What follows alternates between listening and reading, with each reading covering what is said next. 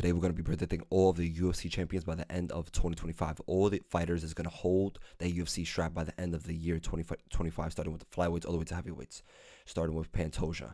Pantoja, honestly, we don't know who he's going to fight. He has already beat every single person, every single fighter at flyweight. It's so real that they had to bring in a champion, Kai Asakura from Verizon, all the way from Japan just to fight him, and he absolutely smoked him and ran through him too. So it's like, who is Pantoja going to fight? I think no matter who Pantoja fights, I think no matter what, Pantoja will end the year 2025 as the UFC champion. I think Pantoja is in such a groove right now. I think he's absolutely flowing and he's buzzing right now. He's going through everybody. He's looking old, and he's even looking better. He looked even sharper and more technical in his last fight. I think Pantoja will remain the UFC champion in 2025 no matter what, no matter who he goes against. Him and Manel Cape would be a great matchup though, and I would like to see him and Cara France go at it. And I think they'll make the Manel Cape and Cara France fight, and whoever wins that fight will fight Pantoja by the time this year, because at this point there's no one for Pantoja that there's no. Merab and Umar at 135. This is the next fight that's going to happen, and I honestly feel like Umar is going to take the strap from Merab. Simple. I think Umar's going to take the strap from Merab. Obviously, it's possible that Merab beats Umar. And then I think if Merab could beat Umar, I think no one touches Merab. I think Merab is on another level if Merab beats Umar. But I honestly think Umar is better all around, better striking. He can wrestle as well, mix it up better. I think Umar beats Merab. I think Umar will then become the champion. And these Daggies, these Russians are not active at all. Some of them are, like, more active than other ones, but these Daggy fighters are not active at all. Once, you're lucky if you see them twice a year. Ilia Topuria in the 145-pound division. I feel like there's a whole bunch of different matchups. There's a whole bunch of different possibilities that could happen in the year 2025 with who remains champion. We don't even know who Ilia's going to fight. Ilia's talking about vacating the 145, talking about he conquered his division and moving up to 155. He's absolutely bugging, absolutely baiting. But I honestly think that they should, and they probably will, do the Volk rematch, just because Volk has earned that rematch, that instant rematch. He didn't get that instant rematch, and he has like 5 title defenses. But if they don't do that, I feel like they'll do Diego, or they'll mix it someone like that, because Diego will be someone new. That'll be exciting. That's for the, even though he's Brazilian, that wouldn't be like a necessarily new fan base, because, you know, the UFC likes to bring in a certain country for. And even Movsar, I think they could probably make a top contender match of Volk, Movsar, between one of these fighters, and that'll be the next person to fight Ilia.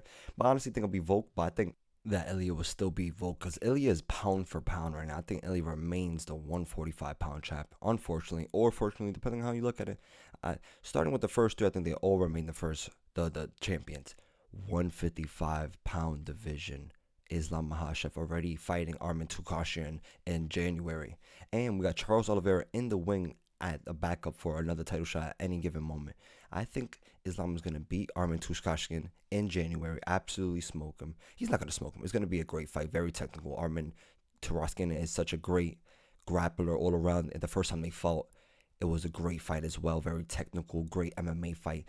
And Charles is always in the wing, but I think Islam will beat both of these guys. He already has beat both of these guys, and I think he's going to do it again. I think Islam will remain, and 100% will remain, not think he will. He's number 1 pound for pound, not John Jones. Islam Makhachev and Pereira, depending on how you look at it.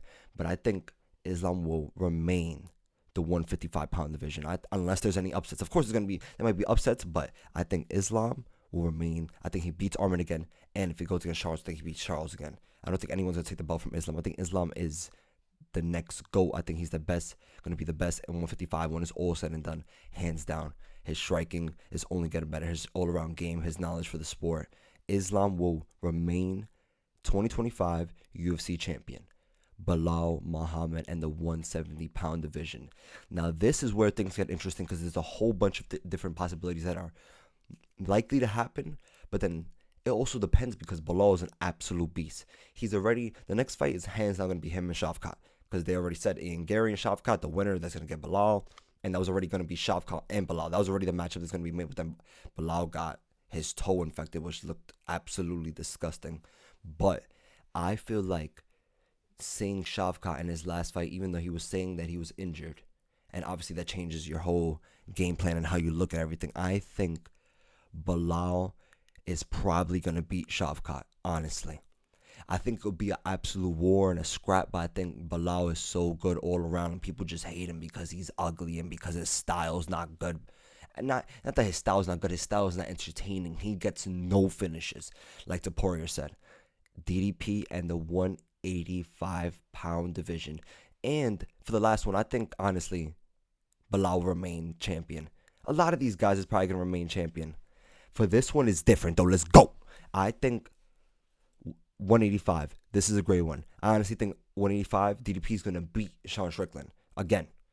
But then the next fight, hands down to make, will be Shavkat and DDP. And then I think that's where things get interesting. I think that will be the actual good fight. Strickland and DDP is already going to be a good fight. They already fought a good time, but the first time I know it was a good fight. But we don't want that sloppy stuff. Like, we don't want none of that. We want a war. And it was a war, but it wasn't, it was a good fight. I'm not saying it was whack, that was a good fight. But we all wanted Hamza versus DDP. That's the real fight that we all wanted to see. And at the end of the day, 2025 champion for 185 will be Hamzat Shamaev beating DDP. Alex Pereira versus Ankalaev, the fight to makes. And Shama! Alex Pereira, hands down, 2025 UFC champion. That goes without saying. Ankalaev goes Yase for it in the dust. He's going to die the moment this fight is scheduled. Let's do this. John Jones and the heavyweight division. This is the only fight that has to be made. If this fight doesn't happen, then John Jones needs to retire on the spot, vacate his belt, personally go to Tom Aspinall's house and tell him how pathetic he is and how scared he was that he didn't want to fight Tom Aspinall, and he had to beg Dana White to give him that absolute bag to fight him. And it wasn't the same case for Alex Pereira. He wasn't asking for that money for Alex Pereira. But at the end of the day, Tom Aspinall will be the 2025 UFC champion. Stay up.